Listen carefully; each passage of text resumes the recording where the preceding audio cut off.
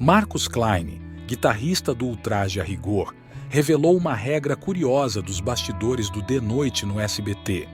Em plena TV aberta, há músicas que simplesmente não podem ser tocadas, e o motivo disso chama atenção. Se esse podcast tivesse acontecido há uns 4, 5 anos atrás, eu iria perguntar o seguinte, ia fazer a seguinte pergunta. Por que não existe mais, não sai mais música boa no Brasil?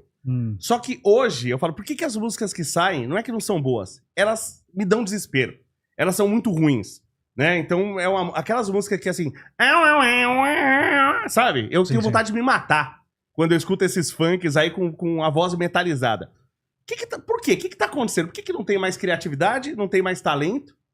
O que tá acontecendo na música no Brasil? Por que a gente teve um boom na década de 80, né? 90, foi extremamente rico e acabou? O que tá acontecendo com a música no Brasil? Bom, são diversos fatores, né? Assim, como um acidente de avião não acontece por um motivo, isso aí não é um motivo só.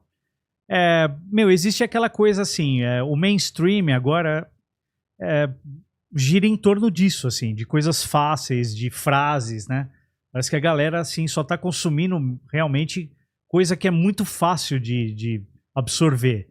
Uma frase, letra muito complicada, porra, já fica difícil. E ao mesmo tempo, assim, existem coisas muito boas que não vão chegar assim no mainstream porque é viciado. Então, assim, é uma indústria da burrice, assim, na minha visão, é uma indústria assim que faz com que você consuma aquilo que é muito fácil. Mesmo porque, assim, quando você tem uma banda, uma música que tem uma letra, tem uma mensagem legal, como você citou, anos 80, 90, a pessoa vai ter que digerir aquilo, absorver e querer curtir aquilo. E hoje em dia o que rola muito é um rolê. Então, assim, a galera não vai mais pra ver a música. Por exemplo, vai num baile funk pra curtir o rolê. A música ali é um detalhe. É um pano de fundo, é uma música de elevador, quase. Sertanejo, é um puto evento que tem lá, touro mecânico, a galera tomando todas. Então, assim, mudou a coisa porque virou um rolê. Não é mais você ir pra ver, por exemplo, Black Sabbath. Eu lembro, um dos últimos shows que eu fui na minha vida foi o Black Sabbath no Campo de Marte. Velho, tinha 100 mil pessoas lá. Bizarro, mas eu vi o Black Sabbath. Tudo bem que eu vi os caras desse tamanho, mas assisti pelo telão. Falei, por que eu não fiquei em casa, né? Mas eu tinha que ir. É o Black Sabbath. Todo mundo tava lá pra ver os 4 carinhas em cima do palco fazendo um puta som icônico. Agora não. O cara quer sair de casa pra ir no rolê. Quem vai tocar, sabe, é indiferente. E é aquilo, né? Todo mundo tá vendo assim que a gente culturalmente tá decaindo, né? As pessoas estão cada vez se comunicando mais por emoji, falando, sei lá, coisas rápidas, tudo é rápido, tudo, então o consumo é muito rápido. Existe um estudo até, que saiu aí um tempo atrás, de produtores musicais até, que é assim, eles fazem o seguinte, isso é muito interessante. Quanto tempo o ser humano presta atenção atualmente? A média é 7 segundos. Um peixe é 9. Quer dizer, eu lancei a comparação do brasileiro com o macaco, agora você lançou a com o peixe. O peixe, ele presta mais atenção que o brasileiro, é isso. Então, aí se você começar... né? Isso. Então, quando você começa a prestar atenção nas músicas aí, essas produções novas, né? Tipo, a cada 7 segundos tem que acontecer alguma coisa na música pra galera ficar ligada. Então, por exemplo, tá tocando uma batida, entra um pandeirinho, entra uma voz diferente. Então, é bizarro isso, porque isso é um estudo científico. Então, você vê como tudo tem que ser rápido. TikTok, a galera nem sabe que música que é, mas tem a dancinha. Aí você vai ouvir a música inteira, de repente a pessoa nem ouve, né, a música inteira. Então é uma série de fatores que fazem com que a música boa não se enquadre nesse momento. Tipo, não tem como você fazer uma puta de uma música legal pra caralho de 3, 4 minutos, assim, e o mainstream abraçar essa ideia. Mas vai ter gente que quer ouvir, só que vai ficar ali, né? Então é meio perdido o negócio. Nem a gente sabe. Eu que sou músico, eu falo, não sei o que fazer. Mas você não acha que a indústria fonográfica é muito culpada? Eu falo assim, em vários vídeos meus eu já falei isso, que pra mim tem 2 indústrias que eu não gosto. Uma é a farmacêutica, que Pra mim, é a indústria mais corrupta do universo. E outra de música por ser a mais burra. Então, eu sempre falei isso por causa, por exemplo, da questão do Guitar Hero. Um baita de um produto pra videogames que a indústria fonográfica destruiu. Então, você quer falar de música, por exemplo, no canal do YouTube, você não pode. Eu não posso pôr um trecho da música. Então, eles não deixam. Então, o pessoal não tá deixando as músicas aparecer em mídias culturais, como o próprio videogame. Vídeo, por exemplo, tem uma música extremamente antiga, é da década de 80. Se eu não me engano, é Running Up the Hill, que apareceu no Stranger Things. A música era maravilhosa. O pessoal só conheceu agora por causa do Stranger Things. Tá. Então, se o pessoal deixasse, se a indústria fonográfica desse mais liberdade para as músicas aparecerem em outras mídias, porque parece que a indústria fonográfica quer ganhar no centavo. Ah, apareceu no canal do YouTube, dá meus 10 centavos. E aí você não deixa divulgar. Às vezes nem é a indústria fonográfica, são os próprios artistas. Tem esse lance, sabe? Hoje em dia, no meio musical, você tem que saber bem de onde vem a coisa. Porque eu acho assim que a indústria fonográfica, ela tá querendo ganhar dinheiro de onde puder. Porque pra eles, né, as editoras, por exemplo, a Warner tem a gravadora, tem a editora. Todas ganham se executar o som. Mas tem artistas que não querem que a música toque, querem ter o controle total por algum motivo. Então é muito complexo. Então, às vezes, mesmo se ele for ganhar uma porcentagem, ele prefere que não toque. A gente, por exemplo, no The Noite, tem músicas que a gente não pode tocar. Porque o ECAD, né, que é o órgão regulador aqui do Brasil, ele fala assim, ó, vocês vão ter que pagar uma puta grana se tocar Pink Floyd, se tocar Black Sabbath, se tocar, sei lá, não vou lembrar agora. Mas assim, tem determinadas bandas que a gente não pode tocar, senão a gente leva multa. Sim. Sendo que se tocasse, eles iam receber. Então existe uma confusão, entendeu? Ninguém sabe, é um caos, velho. Você tem que pagar o ECAD pra tocar música em casamento. Sim. Você faz um casamento, aí você tem o CD que você já comprou, eu não posso tocar. É a loucura. Shopping paga ECAD. Mas se o shopping tocar música, tem que pagar ECAD. Eu acho isso estúpido. Mas tem um critério? Tipo assim... músicas, sei lá, de pelo menos 20 anos, depois disso... Tem as músicas de mais de 40 ou 50 anos que são domínio público. Mas assim, se a música tá rolando ali, se o ECAD for atrás, chegar num show ali, é meio aleatório o bagulho, sabe? Sim. Não tem muito critério. Às vezes você tá fazendo um show, tocando uns covers, de repente aparece um cara do ECAD. Não, eu quero que vocês me paguem isso aí, porque deixa eu ver o repertório. Vocês têm que pagar tanto. É um negócio muito louco, velho. É um Chega caos. No meio do show? Não, antes. Geralmente, eles vêm onde vai ter o show e chegam antes, deixa eu ver o repertório aí. Já aconteceu comigo. Tipo, deixa eu ver quais são as músicas aí. Essas daqui, vocês têm que pagar o ECAD, porque não sei o quê. Eu falo, e emissora? Fala aí pra gente. Como que rola esse negócio? Vocês estão lá no SBT, que o traje tá lá. Vocês não pisam em outra emissora? Não conversa com outros programas? Não, a gente poderia ir, assim, mas... Eles que não chamam. Não, por exemplo, o Roger, quando veio aqui, até falou do Serginho Groisman, né? Pô, ele falou do caso até que o Mingau ia com a banda dele no Serginho Groisman, e aí não deixaram... Não deixaram o Mingau tocar, porque o Mingau é da banda do SBT, aí teve que ir outro baixista.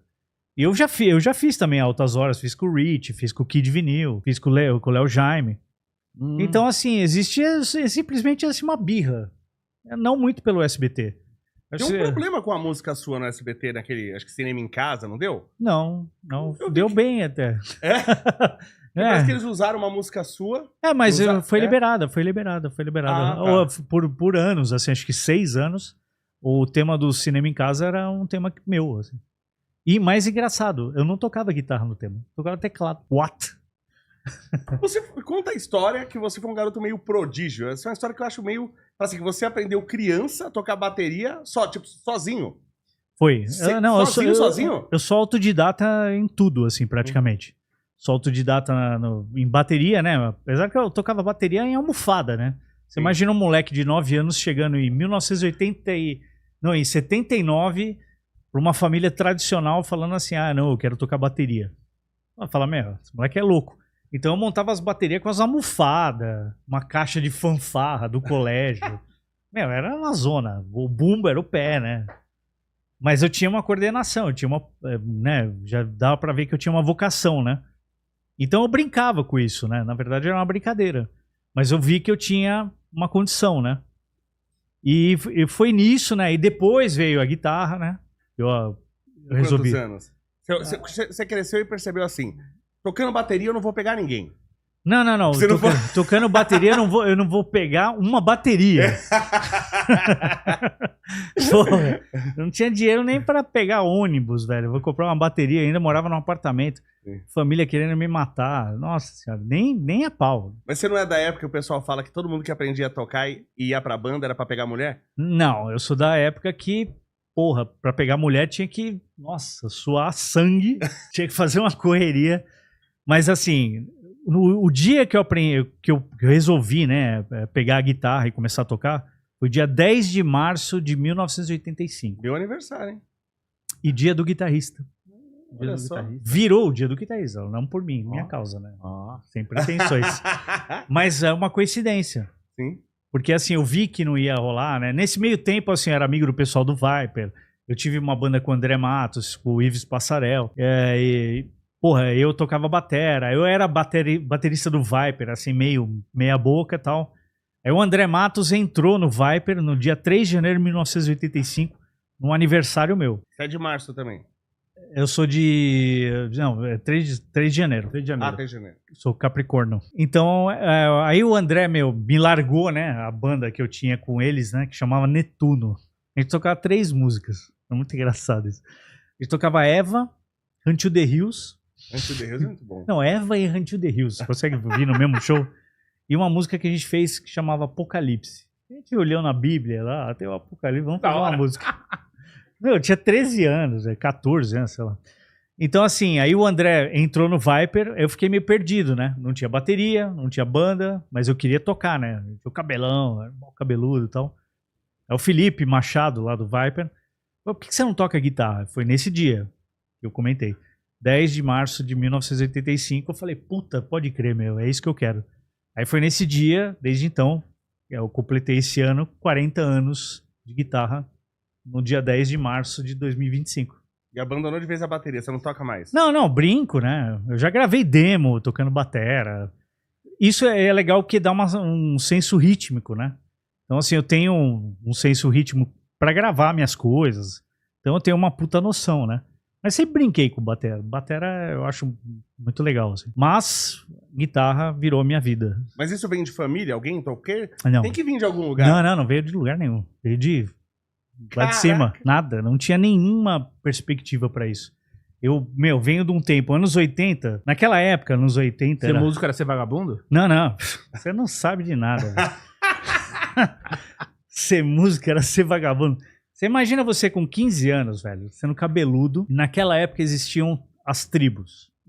Os punk, que eram os moicanos, que não é tipo o Neymar, né? Tinha os careca, os carecas. Que usava coturno. Skinhead. Skinhead. Eu vi skinhead, pô, negão, gay. Vi skinhead tudo que é jeito. No Brasil é isso, Brasil, né? Skinhead gay é maravilhoso. Gera skinheads assim... Aqui tem o afronazista, né? Então, exatamente. E os skinhead, todos eles queriam bater na gente. Dos cabeludos. Queriam, porque a gente, né? Todo mundo era definido. O punk tá ali. Não, o skinhead é o cara ou o careca. Os cabeludos, ó, estão ali. Então todo mundo meio que se via. Então era o tempo inteiro assim, correria, velho. Aí depois que eu montei uma banda minha, eu lembro até um show que eu fiz no Rainbow Bar, que é no Jabaquara. Que a gente teve que parar o show, porque uns careca passaram na frente do bar, viram que tava tocando uns cabeludos, queriam entrar no bar, e a gente segurando a porta do bar, mano. Nossa. Acabou o show, né? A galera toda lá dentro, pô, não sei o que, chamando polícia. O clima era esse naquela época. Então e não ganhando nada. Você acha que eu ganhei quanto nesse show? Puta merda. Ganhei nada. E na época dos anos 80, 90 ali, como o Léo falou, que era uma época de ouro assim do rock nacional e tudo mais. Onde você já tava ali? Tocando, não, então, eu tava tocando metal, velho. Eu era metaleiro. Metaleiro? Metal, tipo...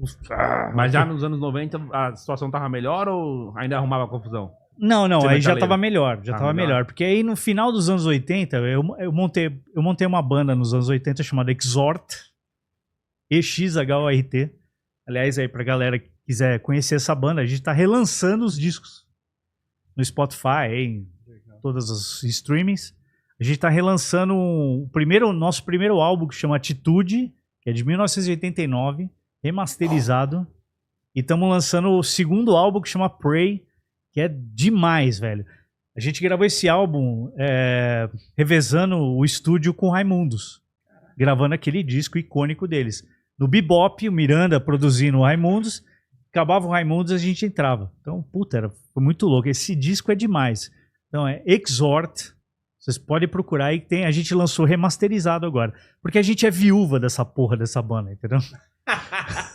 Porque eu adorava tocar metal. Eu nem ouvia tanto metal. Obviamente eu gosto de Megadeth, gosto de Metallica, gosto de todas essas bandas.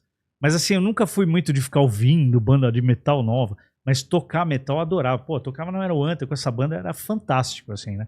Então eu fui trilhando por esse caminho do metal. Ao mesmo tempo comecei a dar aula de guitarra, porque eu estudava que nem um alucinado na época. 6, 7 horas de guitarra por dia. Você começou com 18 anos da aula, né? Eu comecei com 18 anos. Aí eu dava aula assim, boca a boca, né? Hoje em dia tem curso pra caralho. Hoje eu vejo as coisas e falo, mano, puta que pariu. Como a coisa mudou. E era boca a boca, né? E aí eu comecei a tocar com uma outra banda, com o filho do Davi Cardoso Jr., o filho do Davi Cardoso, né? O Davi Cardoso Jr., uma banda chamada Átila. Isso é muito que era meio Duran Duran. Sabe? Uma pegada meio Duran Duran. Então, assim, eu tinha uma banda de metal e uma banda completamente oposta a isso. Então, isso em 89 e 90.